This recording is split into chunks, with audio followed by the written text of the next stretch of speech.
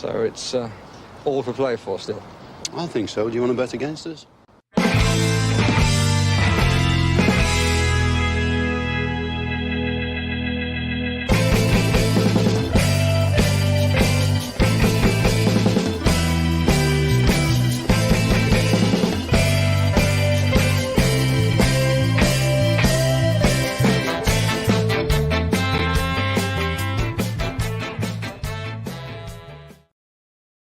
Hi, villains, and welcome to For the Love of Paul McGrath podcast, and a podcast that wouldn't be just our luck, Paddy. That you sit around for 2 years, 3 years, and you do post matches bang on this when the final whistle blows, and then Villa go away and win 3-0 in the one day that you can't do your post match today, and you can't soak it all in and celebrate on the day that Villa go away and do it. But needless to say, we were still. I won't speak for you. I'm sure it was the same, but I'll let you say yourself in a moment. But I was very, very happy with that Aston Villa result, and very happy with some of the performances in the field as Villa beat Bournemouth 3-0.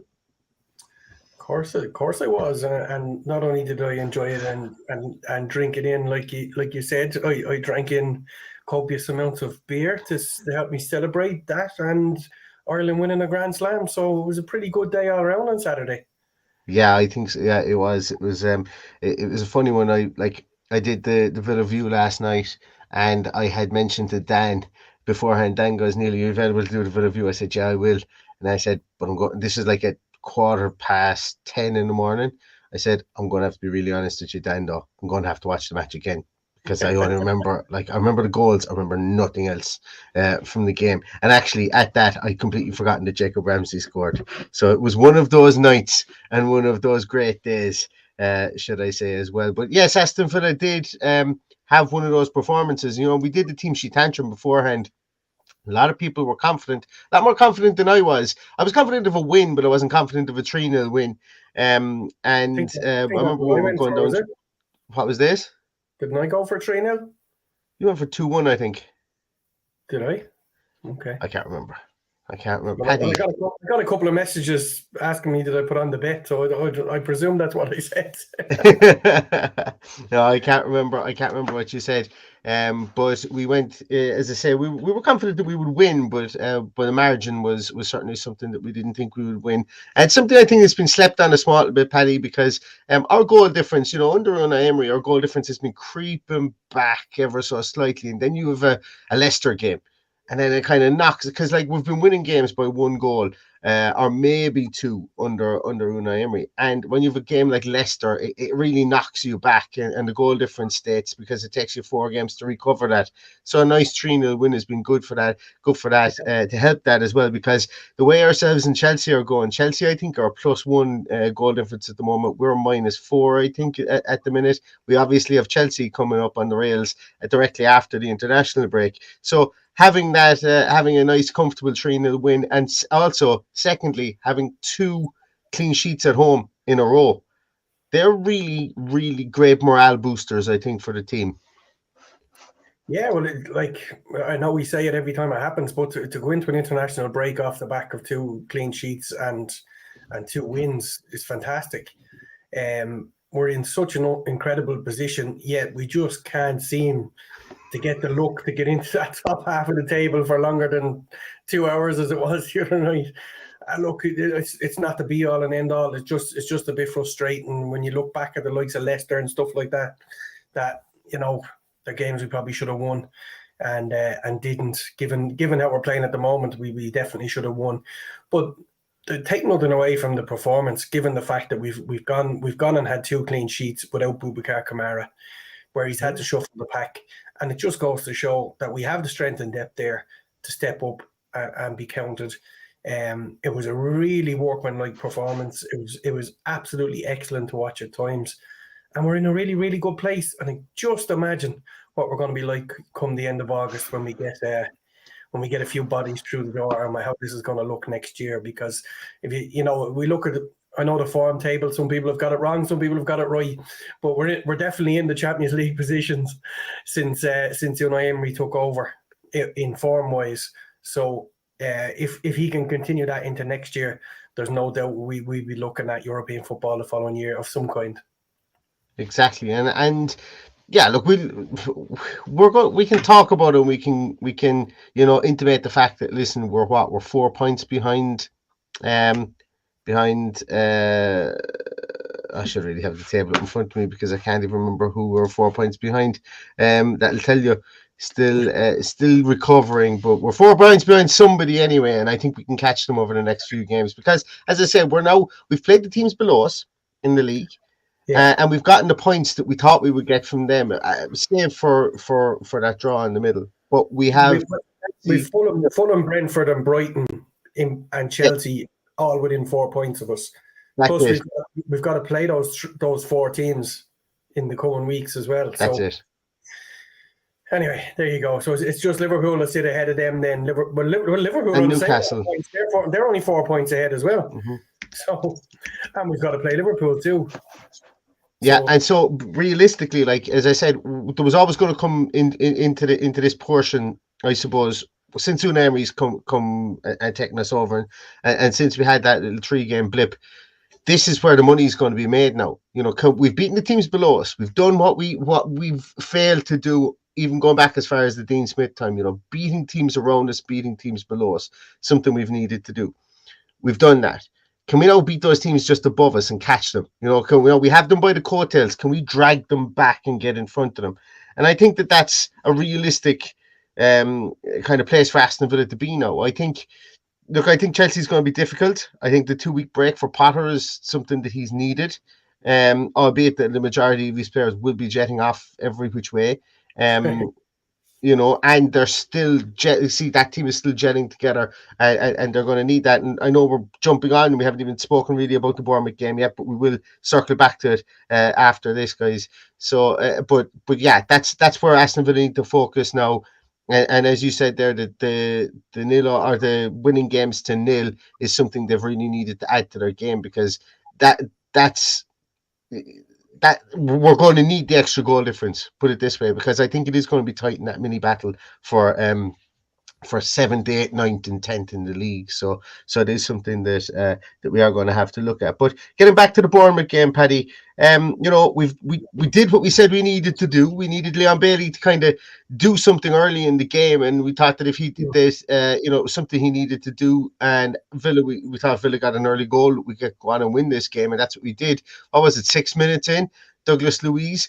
Which I think, to be honest with you, Douglas Luiz, during that whole goal, go back and watch it. If you're a young midfielder looking at how, number one, you can be box-to-box midfielder, and number two, how you can move after you've passed off the ball, I thought it was just fantastic, the runs he made. The effortless, he didn't burst his backside to get into any positions. He just timed everything perfectly as we transitioned up the field, and I think it was something that was lost in that goal, because he starts it off and he finishes it in the 6-yard box, and I thought he was just fantastic for the whole game. Yeah, and I went through a few people along the way to get there.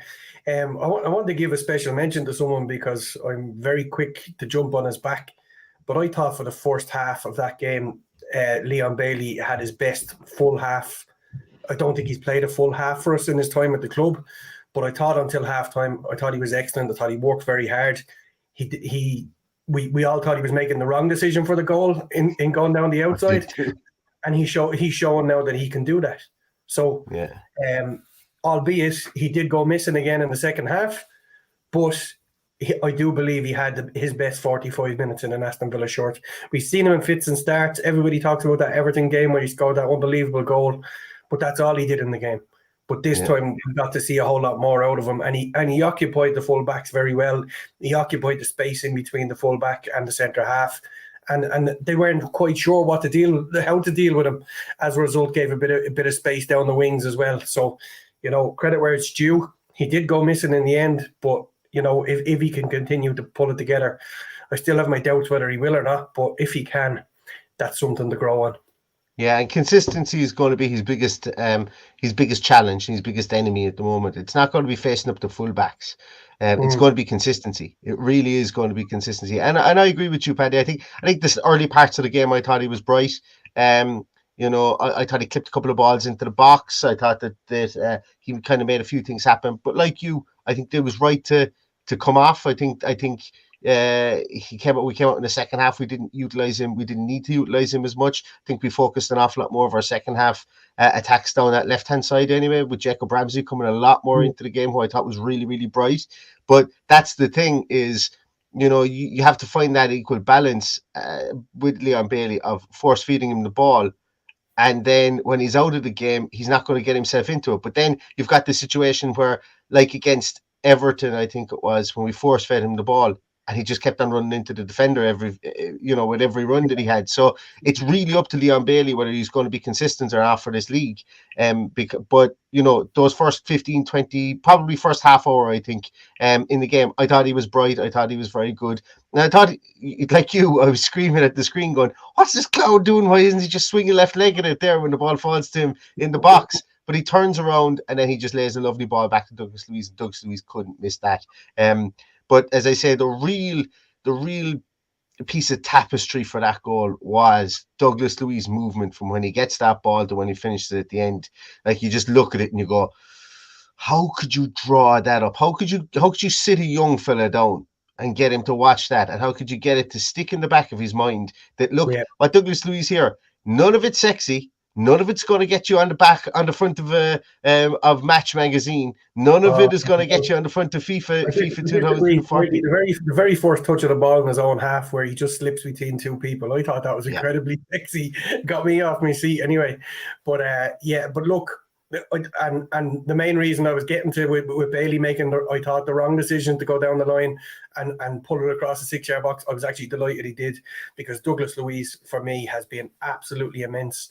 And for so long, he was the butt of a lot of people's jokes with how poor his free kick delivery was, poor corners, and he's just come out the other side of it absolutely.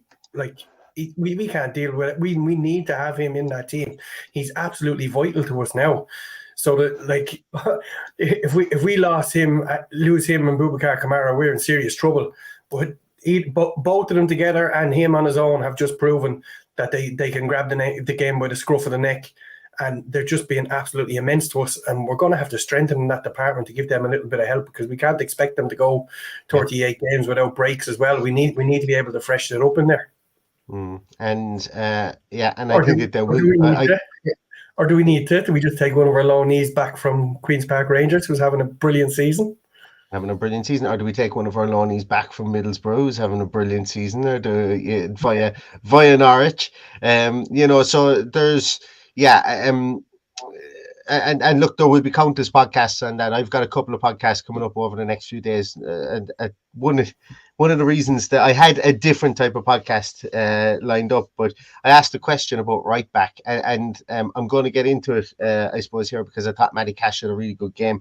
But I asked the question about what do we need maybe from somebody to push a Matty Cash, or maybe even somebody to usurp him, because I feel at the moment, like, obviously he's got 38-year-old, soon to be 38-year-old Ashley Young on the bench. And while Ashley Young will most likely get another contract next year, it's not beyond the realms of possibility to say that they're going to bring in somebody in there to be an understudy to Matty Cash, or to rotate there in that position. So over the next over the next week, I'm going to really focus in on the right back position, and I'm going to focus in the striker position for players that I think I would like Aston Villa to sign. There's been no links to any of them, so that's going to be coming up soon as well. So if you like that kind of stuff, subscribe to the podcast, and they'll be coming out over the next few days. And I can guarantee you, there's one or two players that were actually the people have reached out to me and said, "Oh, I think this guy would be a nice right back," after that Twitter question that I posed, and I didn't know a whole pile about him.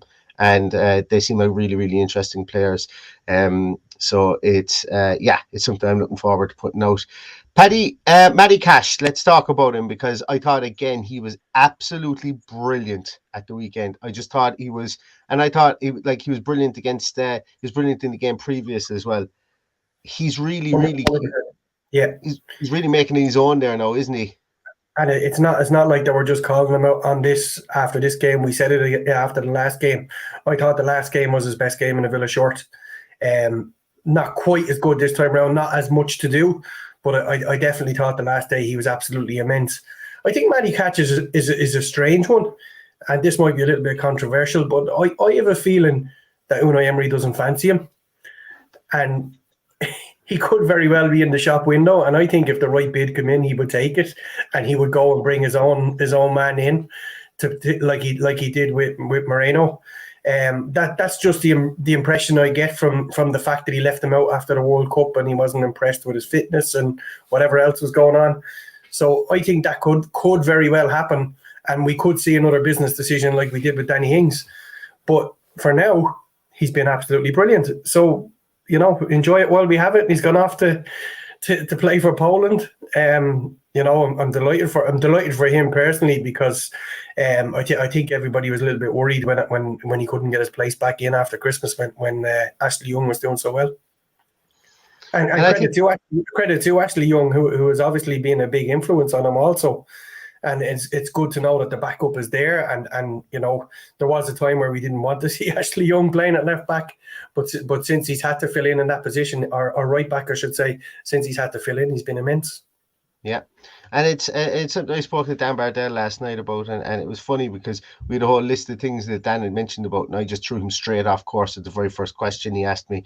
But it was with regards to the, previously and definitely the last manager, and to the latter part of Dean Smith's tenure with Aston Villa, there was a question about, are the players getting any better? Are we seeing any changes in players? Are we seeing players up their game? And the question, I suppose the answer was born out of a question about Douglas Luiz, really. But I think the same could be saying about, and I know it's only 2 games, and 2 games don't make a hero out of anybody. But you can see that his positioning is better. You can see he's kind of buying into what Unai Emery wants him to do, the likes of Matty Cash, and also somebody I've mentioned there previously as well, Jacob Ramsey. Over the last 2 games, I thought he's shown something a small bit more. It's beginning to click for him, I think, in this system. He's beginning. I think both manager and players are beginning to feel out, okay, what's right for you? How far do I want you to press? Should I be annoyed at you if you're going to be a bit more forward thinking with the ball? Or should I trust you a bit more to be that bit more creative? And I think potentially, when you get like Jacob Ramsey is still a young player, and maybe he's had somebody who come in previously in Steven Gerrard who said, be like me, go and win games, and be that maverick in midfield, and just be that person who makes things happen in midfield. Maybe Unai Emery has come in and said, we need this tight midfield. We're losing games, or you guys have been losing games with that attitude previously. We need this tighter midfield. I need you to be a bit more disciplined. And when you marshal that disciplined nature, then I'm going to let you go forward. And I thought we got to see a lot more from carrying the ball at the weekend. His goal was, a lot of people say, oh, he was lucky that the goalkeeper should have saved it. But, it was, I think it was a great shift to the ball, and he could have a hat-trick, I think, for me, during the game. But he's another one, I think, that I want to see over the last 11 games of the season. I want to see this gradual progression with him, and I want to see more of those performances, just like Matty Cash had as well, because we want to supplement this team with better players. We don't want to start, like a lot of these guys will be getting rotational game time, like Dino and Moreno are getting at the moment. In next year, that should be the hope for us as fans. And I think Jacob Ramsey obviously will still be here. But I want to see more of those games from him as it goes on, because I really enjoyed watching him at the weekend. Yeah, well, I think he struggled after his injury just before the World Cup, and struggled to even get back into the team at times, especially around the turn of the year, when he got back to full fitness. I'm a big fan of Jacob Ramsey. I love the way he plays. I love the way he took his goal. I know the finish itself wasn't great, but the way he ran at a guy who had just been handed a yellow card, knowing that the guy was going to reluctantly put out a leg, and he was kind of hoping that would happen. I just think he's developing into a more intelligent player on the ball, as in and attacking minded. And there are definitely positions. I think those wide 8 positions are 2 that could be very, very easily strengthened. Like, I do predict we're going to buy 4 or 5 players in the summer, and I think 2 of them could very easily replace or complement McGinn and Ramsey. And obviously, I've said already, well, I know we've got Tim to come back in there. If he trusts him, he might not need to buy another 6, but he'll definitely buy a striker for sure. So it just depends on what good value he can get, be that Guendouzi or Conclaves from Sporting was for the Club de Portugal. Yeah, I just thought it was Sporting, yeah. Sporting, So, you're fine with Sporting as well. In Sporting Club or Sporting Club de Portugal. I've been warned vehemently not to call him Sporting I Lisbon. know. And I listened to Graham Hunter giving out to someone for calling Real Madrid Real. He said, it's just Madrid. I was like, okay. Yeah. So there's a few clubs like that, I suppose. I suppose you don't call us Aston, do you? No. So just the way it is. Yeah, it is. It's just the way it is. But look, there are some of the players. You mentioned we were actually linked with Gonçalves today. Well, there was some report in Portugal to say that Aston Villa have decided to spend 80 million. I love the way that it was put. It was like, you could imagine them all stroking their chins, going, "Yes. The decision is made. The decision is made." It was 80 million will do, yeah. 80 million to make that kind of, it seemed very flippant over. Yes, we've decided. We've made our decision. Everybody, it's like electing a pope or something like that. The way they put it, but the third goal, Paddy, was scored by one of the greatest players Aston Villa have ever had in the air, Emi Buendia, off a flick on from Tyrone Mings. Tyrone Mings actually gets the honourable mention as well for being really good today. Brilliant. Today, I'm sure he was really good today. But on Saturday, I thought he was really good. I thought he was assured, and he's been assured the last 3 or 4 games. I'm liking what I'm seeing from him. Yes, he will have those games where he'll boot one up into the air. A big physical striker will probably get a flick onto it or something like that, and I'm okay with it. But his good games are beginning to outweigh his games maybe when he does something suspect. And he's learning the position, as people have said before. He's 30 years of age now. He said it himself. He's still learning the centre half position because he played as a left back up until his mid-20s. So, but I really liked what I saw from him. He was unlucky for that goal. How he didn't score the one that he drew a boot on, I will never know. And then I think he's probably cursing Emi Buendia, the fact that if Buendia, the touch makes sure of it, but I'm not so sure that if Emi Buendia doesn't get a touch in that it doesn't clip the butt of the post and go in at the back end. But Tyrone Mings was really good, and Emi Buendia gets another goal.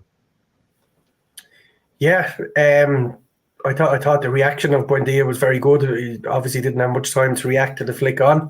Nice to see a bit of variation in the corner. We'll get to the other variation in a while when we talk about VAR and its inadequacies again. But yes, special mention for Tyrone Mings. He's a special player, and he's been an amazing servant. He got a new contract too recently, didn't he? So he's not going anywhere anytime soon. I saw somebody in the comments there. It's a good bit back, so I'm not going to even go looking for it. But, it doesn't make any sense to me for Gareth Southgate not to be picking Tyrone. Don't get me wrong. I'm fucking delighted because it's 2 weeks off for him to play for us in 2 weeks' time, and he's rested and he's recovered. But on a personal level, that man should be in the England squad. If Harry Maguire and that other Dyer is there, you go. If they're in the squad and they're talking about picking players on form, Southgate want to have a long hard look at himself. I think the one thing of all the decisions Southgate has made in his England career as a manager, and to be honest with you, he's had a decent amount of success. Let's not forget that. I know he hasn't won anything, but he's had a decent amount of sustained success with England. Okay, and I know that's probably going to rile up people. I'm just pointing that out. But to go back to that press conference where he said, "I'll pick people on form," he just flat out lied. Like, he just told a lie was what he did. It wasn't even related to the truth. Not even related to the truth. And it hasn't been then. It probably isn't now. And as you say, Paddy, I'm delighted. I'm delighted that Tyrone Mings is in there. Tyrone Mings doesn't need that extra pressure. I'm sure he wants to be in there at the moment. He's rebuilding himself under a new manager. And he's already had the pressure of the captaincy for Aston Villa taken off him now. Something that he's admitted he was upset with at the start, but he can probably see things from that side of it now, from his own personal side of things. And I'm just happy. He's got that other contract, as you say, and Aston Villa should reap the rewards for him now at the moment. But I thought he was really good again at the weekend. Now, saying that, I thought that the Bournemouth did have 1 or 2 chances through Solanke, and they were very similar chances, but they all came when he targeted Konza at that side, tried to get a diagonal run on Konza. We coped with them really well. There was only that one that really went across the box, the one where Solanke got in and kind of clipped it across the box. was a wide open goal. It was really interesting. It was a wide open goal. I heard somebody say on the radio, I can't remember who it was. I was kind of listening to it and I was dozing off. I think it might have been on Talk Sport that actually Martinez did really well there not to come out, because you see more often than not the keepers come out there and buckle where Solanke was, and buckle in because they try and get too big that the striker will lean into them and get a penalty. Whereas Martinez stays and just guards his post. The ball goes across. There's no one in there. Tyrone Mings then carefully takes it out and boots it up the field. So, little pieces like that I thought were really good. One where he stayed at home when Solanke came through, and it was Ezri Conn who got the block on it, but he just covered his near post like a good goalkeeper does. And look, they had their chances. They could have got 1 or 2 goals for sure. Billings rasper of a free kick as well, albeit it was kind of straight at him, and he got his positioning spot on. Billing obviously fancied himself to have a goal from there, and he did it. He hit it very, very well. There was no way he was catching it. Exactly. He will. He's like I thought he was really good. I thought Emi Martinez is good. I thought he's. I saw some people kind of disappointed with his distribution again. I didn't see it was a problem. I actually thought it was fine. During this game, but look, I suppose 3-0 and the amount of alcohol I consumed might have glassed over that for me as well. I suppose there is from 2 weeks learning with Emery or 2 weeks with Southgate, it's a no-brainer. And I think another beneficiary of that would be Ollie Watkins. Will be another beneficiary of having those 2 weeks there as well. And I know we're only going to be missing Debu. We're going to be missing who else is going to be on? Cash, McGinn, Robin Olsen will be a big loss. He's gone off. Robin Olsen, be a huge loss for us as well. He's gone with Sweden, but we're not going to be missing a whole pile of players. Buendia is going to be gone. Buendia, McGinn, Cash, and the lad in goals, Martinez. They're going to be they're the guys who are going to be gone, but you'll still be able to work an awful lot of things between the midfield and a striker core group there. I imagine Leon Bailey are Jamaica playing? Did Leon Bailey get called up by Jamaica? I presume they are. There's games all over the world, but it's a time now for a bit of rest up for the guys who we have had, and I would I know they're on a few days off. I hope it's a week off for them, and let them rest and recuperate after their warm down session yesterday. So I know they were all in yesterday because a friend of mine met Martinez and Buendia in the airport as he was flying back to Ireland yesterday. He was delighted with they were in training yesterday before they all headed off to wherever they were going to in the world. But look, it's great times. It's great times to be in. It's absolutely fantastic. But I'm not going to let this podcast go without talking about a referee and a VAR decision. Exactly. I'm going to give you plenty of time. The worst part of this is, we tend to moan and give out fuck when it actually costs us a game. But this is equally as bad. If you're telling me that a ball travelling at least 10 yards from the player is standing 10 yards away and puts his hand on the ball and directs it away from the goal, if you're telling me that's not a penalty, well, I'm sorry. Someone's FIFA badge needs to be ripped off their jersey. But no, I'm not having a go with the. I felt the referee probably could have seen what happened, but then again, Jacob Ramsey didn't complain. He didn't. I don't think he even saw what happened.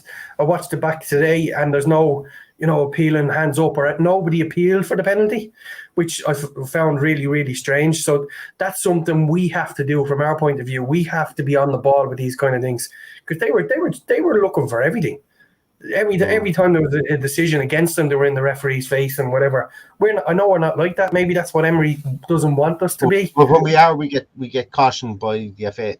Oh yeah, no. But the whole thing is an absolute farce. There's no way on God's green earth that if the ball is heading towards the goal and you put your hand on it and divert it over the crossbar, that is not a penalty. I don't know where PGMOL and bloody Howard Webb go from here. Like they got rid of the guy or he stepped down. And what was the guy's name that used to run it? The ex-referee who was getting everything and didn't we had another referee step aside as well, didn't we? Lee Mason step aside. Yeah. all of this stuff has just gone absolutely bonkers.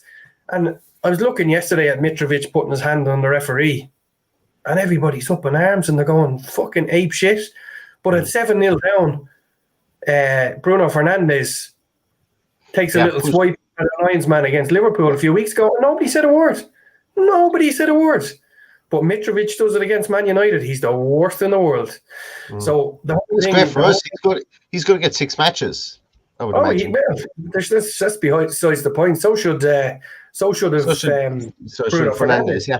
Nobody said a word. Nobody cares because Liverpool were 7-0 up, and that was the story they wanted to make out of that day.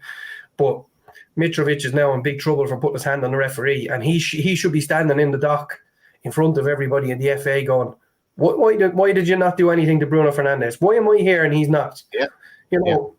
It's absolutely disgraceful. But the point I'm making is we won a game 3-0. We would have been 2-0 up at half time.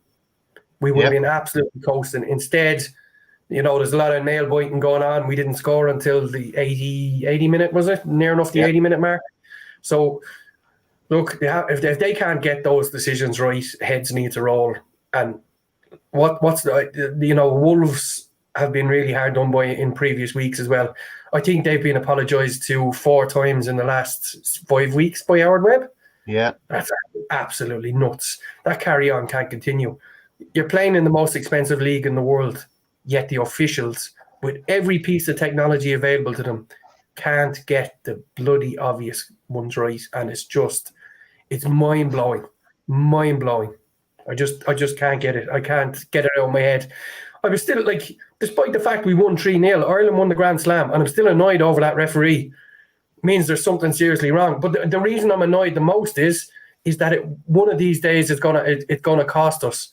And if over the next few weeks we're trying to get into Europe and we're playing at Anfield, or we've Spurs at home and they get one of the decisions, everyone's going to be up in arms over it. So we need to be up in arms over this. And I hope, from our sakes, that the likes of Christian Purslow and those guys are getting their heads together and writing to these guys and go, this isn't good enough.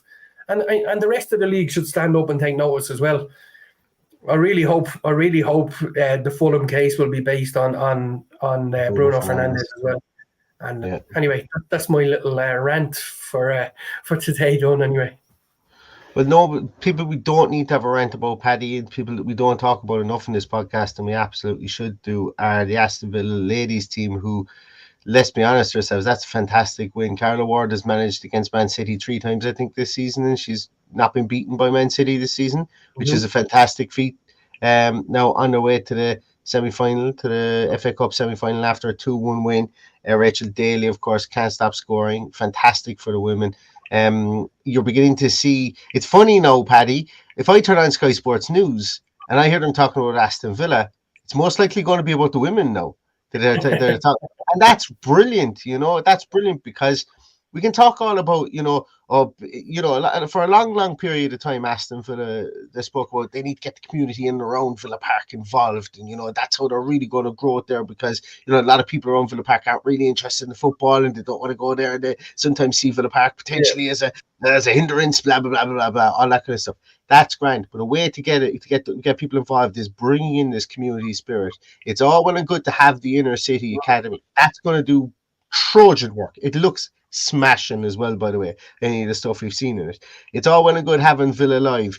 This new terrace at the Holt End that they announced today, that there's going to be a terrace out there. You're going to be able to drink pints on the terrace at the Holt End and stuff like that. All these little bits and pieces are all nice, easy made tweaks. But one of the biggest tweaks is to get the community involved. You need to get both men and women interested in Aston Villa Football Club. That's how you do it. That is really how you do it. And having a thriving women's team is fantastic to see, because that will raise all boats from a sector of the community, and maybe traditionally we wouldn't have gone to matches 40, 50 years ago. It'd be very rare they would have gone. Now as society is beginning to change, embrace it, make them as powerful as we possibly can, so that we get both sides and make it a real family day out. the husband, the wife, the two kids, whoever wants to go, the wife, the husband, whoever wants to be at Villa Park can go to Villa Park and can enjoy whatever team that they want to see. And there was another piece there as well whereby they were talking. I saw somebody in the comments say, playing at Walsall, playing at the Bescott, I can understand that because of the numbers. But let's grow the numbers going to the women's games. Yeah, that's it. There, Sai has it. Let's grow the number of people going to the women's games. Maybe we get them to Villa Park at some stage to play on a better pitch like that. They do play their next game in Villa Park against Leicester. But I would hope that they could put a stand in our city academy and be able to play them there at least. Because I do think that travelling out to Walsall is too far. I was over for a game recently, and if the game had been at the Inner City Academy, it was at 12 o'clock in Walsall, followed by a 3 o'clock kickoff in Villa Park. A little bit of planning there. They're playing at the academy. They get 3,000 or 4,000 people into that match, more money into the coffers for the club, and then we stroll across the road and we're into the first team game at Villa Park. It just makes complete sense. So I hope that's the future. I haven't read too much into it. I'm a big believer in the project that's going on with our women's team. I watched nearly every game from lockdown onwards because you were able to watch them all on the FA Player, which you still are with most of them. And it's a great service. You can pick it up here in Ireland as well. My son is a big fan. He's mad to go to one of the games. I think he's mainly down to Alicia Lehman now, I have to say. I was going to say, turns 18 soon, doesn't he? Yeah, but look, and the best thing I can say about them is last season I thought they were very, very toothless, but 3 or 4 players have made a huge difference. The likes of Nobbs, the likes of Staniford, the likes of Corsi, and of course Rachel Daly, who's probably going to be very much in demand by the end of this season, which worries me. And I hope there's a contract there to keep her there for a while. But they're a really good side. They've always been very good at the back, and now they've added that extra spine to the team. That they've done a great job, and Carla Ward should be commended for it and backed for it, because it's very, very close to a European spot where they are now. Yeah, and they've done it the hard way as well. They've had some reinforcements over the window, but prior to that, they were still playing some great football, and they made some great signings over the last couple of years. So long may it continue, and long may the club continue to invest in it as well, because it is great to see. I want to say Nick Hemmings on a complete turn. I want to say, yes, we are almost at 5,000 subscribers. We seem to be on 4,900 and something odd subscribers for the last God knows how long. But I do thank everybody for subscribing. If you aren't a subscriber, it costs you nothing. As I say, just click on that thumbs up button on YouTube, and we really, really appreciate it. As I say, it's a vanity project, and we're going to be really open and transparent at it, that it's a vanity project to get to 5K, because we never even thought we'd get to 500, never mind 5K. So thank you so much to everybody for everything you do for the podcast. Lastly, before I go, I meant to say it at the very, very start of the podcast. You'll notice I've been looking down at my phone for a bit. There's a man by the name of Dave Bond, who was on a late Paddy's Day tear-up today, and it's his birthday, and I wanted to wish him happy birthday. If he's listening in, he hasn't drank enough, and that's his own fault. I can't help him with that one. But if you are listening in, he's 42 years of age today. Happy birthday to you, and I really appreciate you listening to the podcast and always offering your 2 cents, because that's what this is about. We try and get to your comments whenever we can. Myself and Paddy did an awful lot of talking today, but as you guys know, anybody who comes back here regularly, we try and get to as many comments as we can and share them up as talking points, because that's what this podcast is about. Yeah. And I want to just say thanks very much to everybody for that. And before you finish, Neil, there's one very important thing that I saw at the weekend. The owners were there. The owners were there, yeah. Need to see the 2 owners in the stadium. I don't know if they're there more often than it's shown on TV, but it just seemed they popped them up on screen a lot of times during the match, and it's great to see them there. I think it's important that they get there often, and I just thought it was important to bring it up. Absolutely, and long may it continue. And you never know, Paddy, when we get over there, I'm over there on the 8th of April for the Forest game. It'd be rude of Nassif not to show a face then when I'm over there. It'd be very rude. So, Nassif, I extend the invitation to you to come to Villa Park on the 8th of April to chat to me. I extend that. I wonder will we extend the invitation for them to come down to the social for a pint and have a chat with us as well, and we'll give them our ideas for the future. Yeah, that would be good. Yeah, that would be good. Maybe on a Friday, because if it's on a Saturday, we could have a lot of Dutch courage, and our ideas might be a bit wild. But look, as I say, it'd be great. I'm looking forward to getting over. Mightn't get too many more chances to get to Villa Park over the next couple of years, so it's going to be great. I'm going to make the most of it. And if there are any of you guys are there, I'd love to say hello and drink a pint with you as well. But we've got a couple more weeks for that. I'm getting very much into that at the moment. We've got a couple more weeks for that. I have to try and shift some of the Christmas weight before I get over there first before that. But anyway, listen, guys, thanks so much everybody for dropping in tonight. I know it's a bit of a later post-match podcast. We've got the World Cup break, as I said. I'm going to come back with a couple of scouting videos, some things that I've been really looking into in the right back department, and also in the striking department, a couple of names that you guys mightn't be aware of, a couple of games that you will be aware of. But I'm going to continue to do them over the course of this transfer window break. You can just make do with you, Neil, because I'm off on international break now for the next 10 days. Two trips to the Aviva Stadium. Yeah, exactly. Paddy's off to follow Ireland for his sins. Although we did get a new jersey from Castoria, and it's like everything else that Ireland do, it has. I like it, Paddy doesn't, but it's split the opinion. The away jersey is horrid. The pink one, don't even Google the pink Irish one. You might need to wash your eyes out. That's the goalkeeper jersey. Is it a keeper jersey? Is it? Yeah. I don't even know. Can I get behind it for a keeper's jersey? Just bring back the old Packy Bonner jersey from 1994. Just bring back that old one, the yellow and maroon jersey. Just there was no need to mess with it. Fine. But no, I like the jersey, and as I say, I might have, depending on how good Nathan Collins is over the next two games, I might dip into the market and purchase it, because as everyone knows, I've got a soft spot for Nathan Collins. But anyway, that's neither here nor there. Thanks very much, everybody. We're going to leave you at that. Have a great afternoon, have a great evening, and I'll be back with a couple more podcasts over the next week. But enjoy your international break, and stay safe, stay healthy, and all that's left to say is up the Villa. Up the Villa.